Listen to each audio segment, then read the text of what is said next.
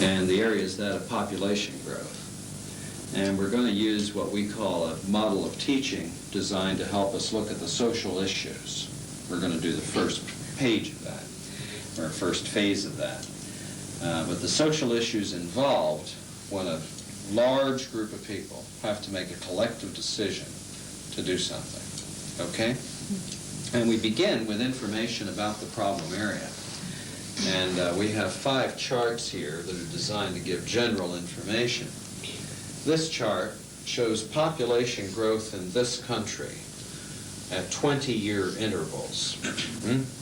1921, 41, 61, and 81, over 60 years. And you're familiar with the picture, are you not?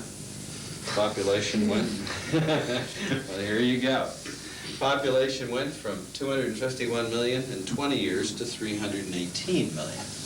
And that's a growth of only about 60 million. Then, the next 20 years, it grows almost twice that, right?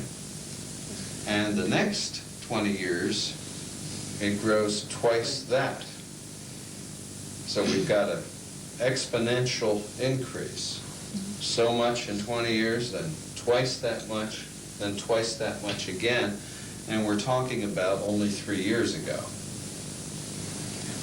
And birth and death rates and life expectancy have something to do with that. This shows a comparison of the birth and death rates and life expectancy for males and females at the same 20-year intervals.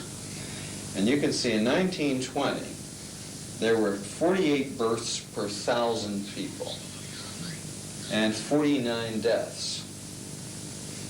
And life expectancy for men at that time was just 19 years. And for women, it was 21 years. That would, by the way, have made you folks old folks at that time. You would have been toward the end of the line instead of the beginning. Now, 1940, you notice the birth rate has dropped just a little bit, but the death rate has dropped dramatically in that same period due to disease control, better nutrition, and so forth. And the life expectancy, correspondingly, is up to a little over 30 years. All right? So you'd be a little more than halfway at that point. Now, 1960, birth rate just dropped a little bit more. Death rate has continued to drop, not quite as dramatically, but it's getting much lower. Look at the difference between the two. Almost twice as many people are being born in any given year than are dying. And look at your life expectancy, up another 10 years. So the people that are born will be alive longer. And finally, 1980, the birth rate has declined a little bit more, between 48 and 37. Over the 60-year period, it's declined significantly. But look at the death rate down here, the 15, and look at the life expectancy, which is rising, rapidly. So that kind of information gives us this picture, doesn't it? That's why, with fewer people dying, almost as many people per 1,000 being born, and people expecting to live longer, spending more years in the childbearing years of having babies, you get this kind of picture here. Now, the next thing is, what do we predict is going to happen? And these are predictions made by experts in population growth who are trying to figure out, what can we look forward to? Is this thing going to continue to go exponentially or not? And this is their guesses these are their high and low guesses on the birth rate for the next few years, 1886, 91, 96, 2001. And look at the prediction. The high prediction is that the birth rate might exactly stay the same. And the low prediction is it will drop to about 21. Well, over here on this side, we have the birth rate, or the death rate, 1886. And look at the two figures. 32 over here, 12 here. And the predictions here are pretty similar, that fewer and fewer people per 1,000 will be dying in any given year, that it will drop to 8 or 9. Now take the difference between the low estimate here of 8 and the low estimate here of 21. What does that mean? We still expect a substantial rise. And the last bit of information has to do with how old people are right now. And take a look at this. This is the age groups. 0 to 4 years is 12% of the population currently. 12% are just beyond birth to 4 years. 5 to 14, what's that? 26, almost 27%. 40% of the population is under 14. 40%. Now they are going to enter the childbearing years. Is that not right? Years when men and women have children. And look at the figures over here. Only 9% of the population is over 55. So, as they enter the childbearing years, we can expect that will fuel population growth, more people of the age to have children. So what do you predict will happen here? Unless these trends are changed, the population will continue to grow exponentially. All right? Now, I want to give you, I think, this is kind of a dirty trick. We say to the younger generation, it's your problem. But it is it not? Yeah. It will be your problem and the problem of succeeding generations. Here it is. What are the issues involved in coming to grips with these figures? What do we have to think about? As you think about them, what goes on in your mind that concerns yourselves, decisions that have to be made by all of us together, and that kind of thing? What kind of crops up? Education. All right, say that again, sir. Education. People should be educated more. That is, the village people, they should be made to understand the consequences of a higher population. All right. They should be explained how to keep birth control. All right. Does that include knowing this information and other information also? Yes. Right. In addition to this, what do you believe people should know? Everybody here doesn't have to agree with you, but on your position, what else do people need to know? I think people are more sensitive about the issue of food and shelter. So if you impress upon their minds that with a large population growth in the coming years, there's going to be shelter for, less people are going to be properly sheltered and have the correct food to eat or adequate food to eat, they'll probably realize how disastrous it's going to be in the coming years. So one question is to make everyone fully aware of the consequences and in their own terms. Sir? People should get rid of old ways of thinking. For example, many years ago, an Indian farmer used to think the more children he has, the more prosperous he will be. All right. Because there are many hands to work on the fields. But now the case is different. So even with few people, and you can manage to improve. All right, that's interesting. That's interesting. So it has been a belief, and was it true that the more people you had in your family, the more work could get done? Was that true? Yes.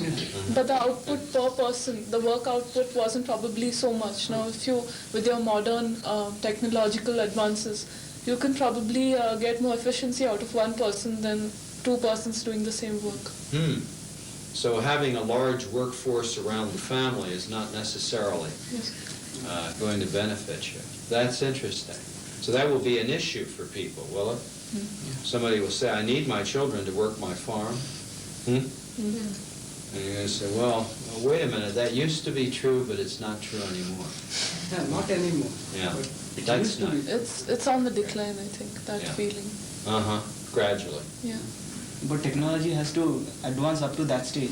Even now in the interiors of India, we don't have that case. They're still using the old-fashioned things like plows and bullocks and etc. So naturally, they need more people for that. So it has not reached that stage. Where a smaller family is better. To talk about education today, even in small towns, though in cities we ladies are educated, but in the small towns, say very minor towns, there is still a feeling that women should not be educated, because we have some examples like ladies who work in a house, maid servants. Some of the maid servants, they aren't educated at all, and so it should be seen that even the women are educated, so that because they play an important part in the population growth too. So they must be. Sure. They certainly are part of the population problem. I know the problem of my maid. She doesn't know she doesn't know how old her children are. If she asks her when was he born, she says, I don't remember. So that's the problem. Right. So the education of women, a major item, particularly in rural areas, but also to some extent in city areas. Interesting. So that is another thing in relation to all of us, isn't it? And also some people prefer boys.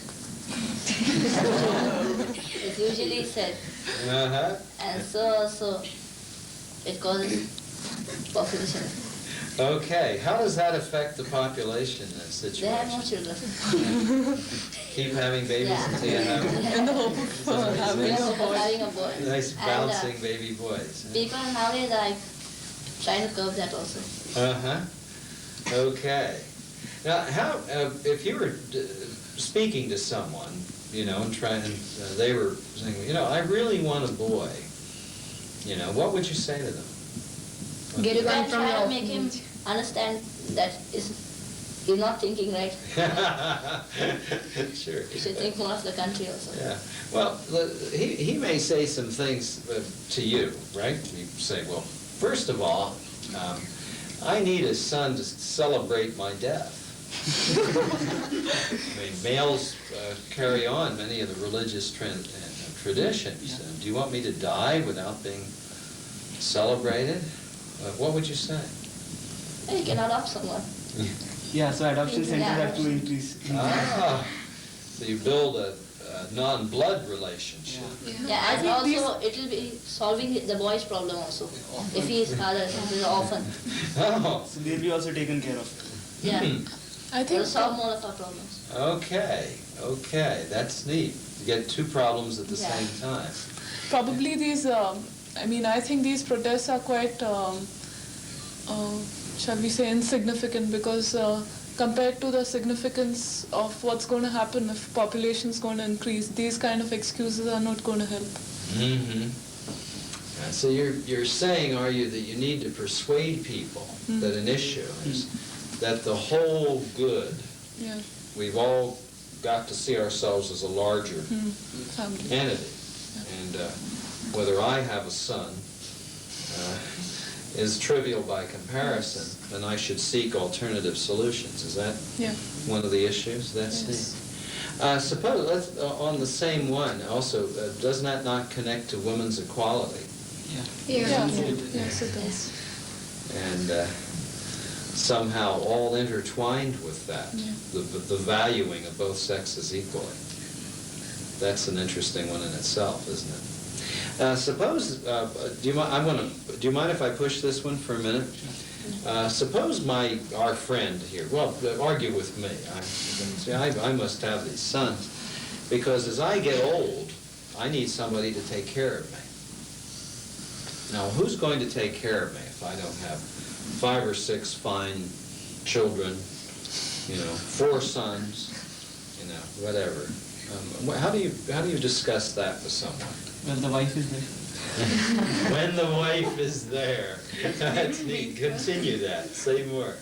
Say more. Well, she could surely take care because she knows what you prefer and she'll look to your needs better than And also you can say that better than your children because she's been more with you rather than your children. So you she'll can be also able to say take if care he has better. more children, then he won't be able to provide for them. They So may you have not to look send them after. away. Maggie. I think one should take care of oneself. You needn't be mollycoddled by somebody else. When I get old, No, well, you can always It's adjust. experience, isn't it?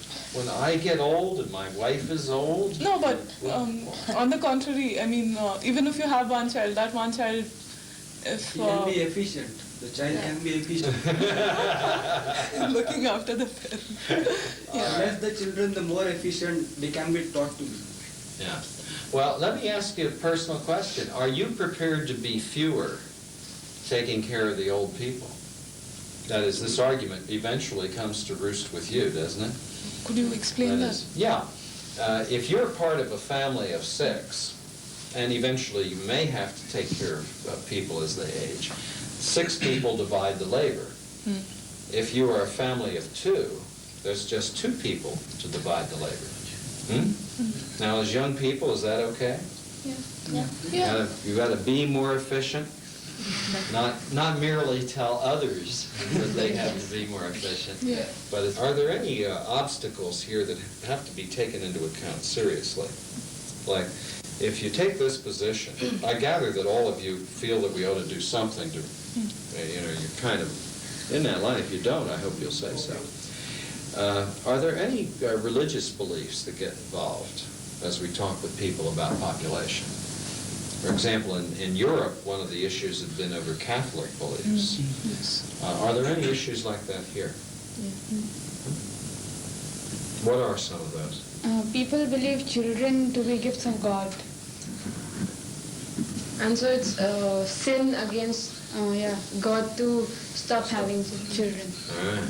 That to use birth control methods is to deny God's gift. Yeah. Well, that's serious, isn't it? Right. I mean, that's, how do you deal with that? A very tough issue, it seems to me. Very tough issue. I mean, children are gifts of God. Lots of ways. I But believe not mine lots are. of them. Huh? Not lots of them. Yeah. Have you thought about that? Have you thought about that in relation to yourselves? Any kind of reconciliation? It might be difficult to, because religion is quite a sensitive topic with quite a few people. Yes. So, Every changing religious that, person. it's going to be, you'll have to find some way. I can't figure out what that is. But it has to be joined, doesn't it? It's an interesting one. Can't be trivial about gifts from God. God wants us to be happy, and that can be if we have less faith. They kind of reinterpret kind of what it means. Because religion is basically for man. It's So- what man has created, so you can always adapt it to your own needs. Yeah. Well, essentially that is what we do, isn't it? We say, we reinterpret the meanings. But it's a tough one. It has to be taken seriously. You'll be pretty angry. Another one people have brought up to me is that sex education in schools is not approved by many people. Yeah. Is that true? Yeah. And yet population control is intimately connected with sex education, is it not? Yes. Can't disconnect them. How do you deal with that? It's mostly the older age group which thinks that. The parents, the grandparents. Do you think people your age object to sex education? No, I don't think so. You think it is an age-related thing? Yeah. We old fogies want to keep the rest of you in the dark? If we don't teach you about sex, then we'll keep it to ourselves or something like that. For the right motive. Yeah, so you think young people wouldn't bother at all. It's their parents. Well, how do you deal with that? Let's put you in charge of the schools. And we can fantasize here, can't we? Let's make you czars of education. And you wish to instruct people, talk about how birth control methods operate and so forth. And some of the community says, we do not want our children to be exposed to that. What do you say? We can always show them the Western examples, like Western schools. It's being used there and they're showing good results. So we can always tell them that we can follow their example. Now, it's one of the things we don't mind borrowing. Some things maybe, but not that. So it works. Yeah. Right. Suppose they say that if you know, the more you know about sex, the more you're likely to use sex dangerously. That it promotes immorality. What do you think about that argument? That depends upon the mentality of the person. Yes. So it isn't. But it's better to know instead of being totally in the dark. It's better if we know something. Everything. Right. They join the issue directly. Hey, wait a minute. Ignorance leads to abuse. Knowledge doesn't lead to abuse. Is it that kind of thing? The more we know, the better we are in control of what we do. But full Rather knowledge, than not out. partial knowledge. Yeah, Yeah. because that can be more Half knowledge is dangerous. dangerous. Half-fake knowledge. Ah, that's what you were meaning in saying. The full story, not part of the story. Well, that's something. Because one can always be misled, if you're given half the information. You tend to put 2 and 2 and make 5. So that's it. That's right. No. Yeah, the world is full of that. Well, that's neat. Those are many of the major issues, aren't they? Can you think of any others that come along the pike? How about this one? Are you prepared to do battle with this problem? Yeah. It'll be I think everyone's going to battle with that now. Okay, well, good luck to us all. Okay, nice work. Let's stop here.